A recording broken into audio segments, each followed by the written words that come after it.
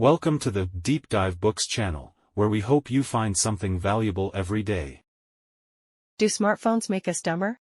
Nowadays, people spend more and more time on their smartphones, often clocking 5 or 6 hours a day. Add computers, TVs, and games into the mix, and many are exceeding 10 hours of screen time daily. Naturally, this has sparked some anxiety. Some parents worry that kids getting addicted to mobile games will harm their academic performance, or even their intelligence. Some adults have stopped reading books altogether, getting all their new knowledge from short videos on their phones. In 2024, American social psychologist Jonathan Haidt published The Anxious Generation, arguing that smartphones pose a significant threat to the mental health of today's teenagers, making them more anxious, depressed, and even suicidal. Some friends often ask me what to do about this. After conducting thorough research, I feel confident sharing some responsible conclusions. The findings are somewhat complex, but let's start with 2 clear takeaways. 1. There is no evidence suggesting that our generation is less intelligent than those who lived before smartphones. 2. There is also no strong evidence that smartphones make people dumber. Every generation worries that new technology might make people dumber. When Gutenberg invented the printing press in the 15th century, books suddenly became widespread, and some people feared that too much reading might cause addiction. Even 20 years ago, before smartphones, there were concerns that the internet was making people think less deeply. But personal observations are limited, we need research to guide us. Meta-analysis, in particular, is valuable. It synthesizes multiple studies on a single topic to provide robust conclusions. Fortunately, there is now a wealth of research on the effects of phones, games, and TV. I'll focus on a few key meta-analyses here. With so many scholars investigating these issues, if smartphones truly had severe negative effects, we would have found definitive evidence by now. In reality, no such groundbreaking discoveries exist. Let's start with smartphones. Spending all day on a phone definitely has an impact, but the key question is whether it has any particularly unique effects. First, using your phone takes up time. Just as anything else you do does. If you spend too much time on your phone, you might not get enough sleep or physical exercise. These are well-documented effects, but they're more normal than alarming. Some studies show that students who use their phones during class perform worse in math. But isn't that obvious? If you're not focusing on your studies, your grades will suffer regardless of what distracts you. A more pressing concern is that smartphones might affect face-to-face interactions. Imagine kids after school, who might have played together in person. Such interactions could foster emotional maturity, due to their richer emotional content. But with smartphones, kids are more likely to interact online. Some studies suggest this shift might impact their social skills. Another issue is that smartphones demand your attention. They send notifications even when you're not actively using them, competing for your focus. Laboratory studies confirm that phones make people more prone to distraction.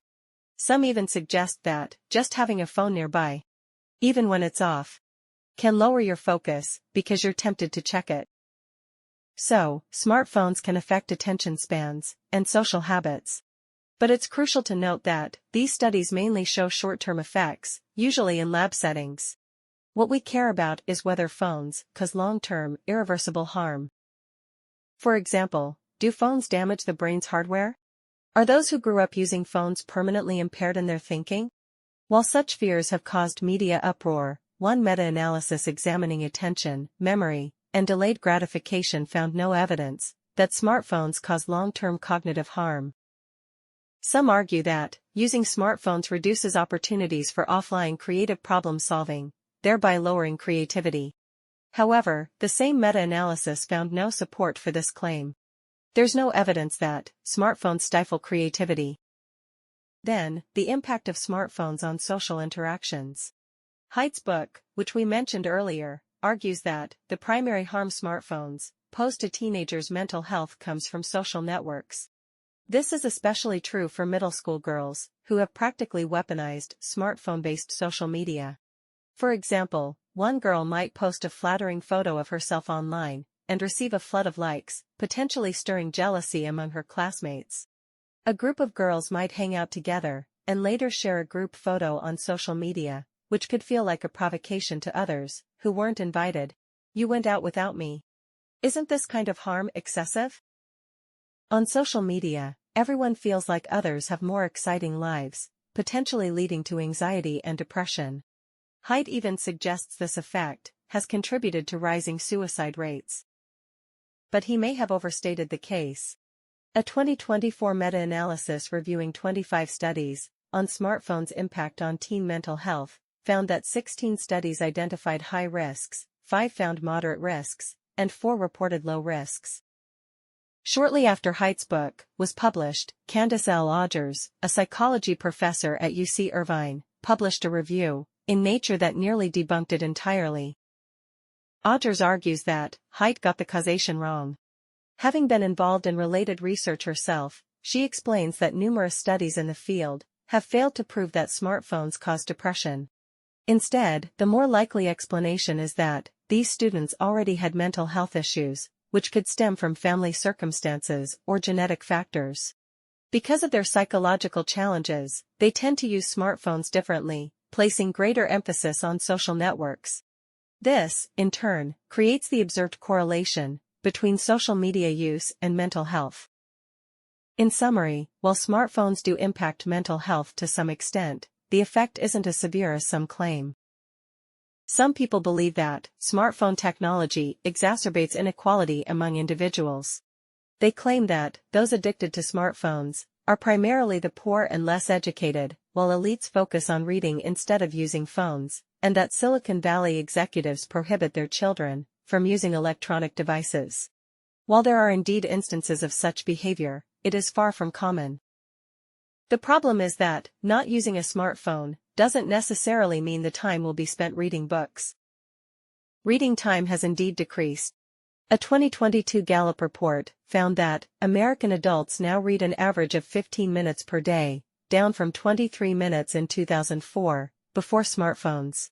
The number of books read annually has dropped from 15 in 1990 to 12.6 today. But the percentage of people who never read books remains unchanged at 17%. Whether or not they have smartphones, non-readers simply don't read. Moreover, smartphones can enhance how efficiently we absorb information. If you're pressed for time, you can listen to audiobooks, speed them up, or use AI summaries. Economists agree that technology exacerbates inequality, but it's not because tech users earn less. It's the opposite. Those who use technology skillfully tend to earn more, while those who avoid it fall behind. The harm of smartphones isn't as significant as it's made out to be. Their impact depends on how you use them. Watching short videos all day tells one story. Using them to search for information or learn new skills tells another. Some studies suggest that screen time's impact depends on its interactivity. The more interactive, the better.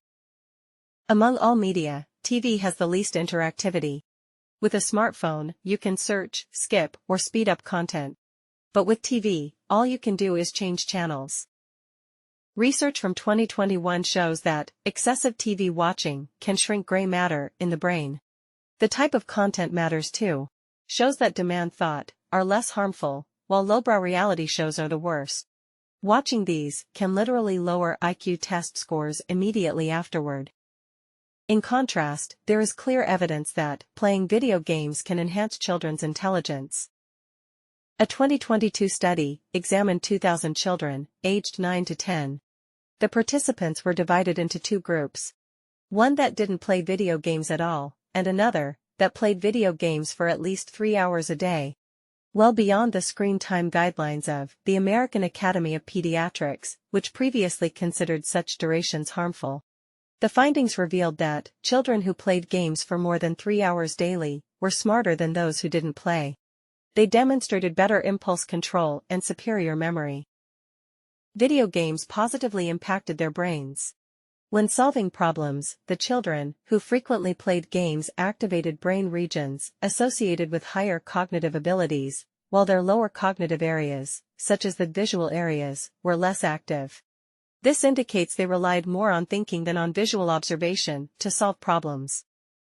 Another larger study, involving 9,855 American children, aged 9 to 10 and tracked over 2 years, also found that gaming positively influenced intelligence, whereas social interactions didn't have the same impact. It seems that gaming might be the best form of socializing after all. Gaming is far from simple or foolish.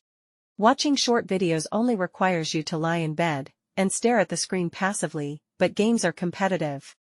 They involve real challenges, decision-making, courage, teamwork, planning. And you must learn to control your impulses to win. Of course, one downside to gaming is that it can consume time meant for studying if you become addicted. However, if you have free time, gaming is far better than watching TV. Studies have long shown that playing games can improve adults' attention, enhance processing speed, and increase cognitive flexibility. Our conclusion is that smartphones don't have significant negative effects on people, while gaming has clear benefits. So, there's no need to worry too much. If there's anything to watch out for, it's the following. 1. Screen time. Don't let it take away from sleep, exercise, or structured learning time. 2.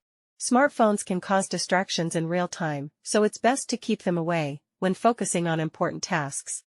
3. Be cautious with social media, especially avoiding using it as a tool for comparison.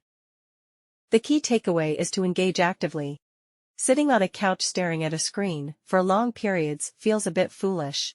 Either go to a theater to enjoy a proper movie, chat with family or friends while watching, or skip through content where needed. The days of passively watching videos are becoming outdated. Finally, I want to emphasize that using electronic devices is a skill. Mastering new features, apps, and ways to use technology efficiently is crucial in today's world. Claiming someone who never uses electronic devices is exceptionally productive is hard to believe. That's it for today's content.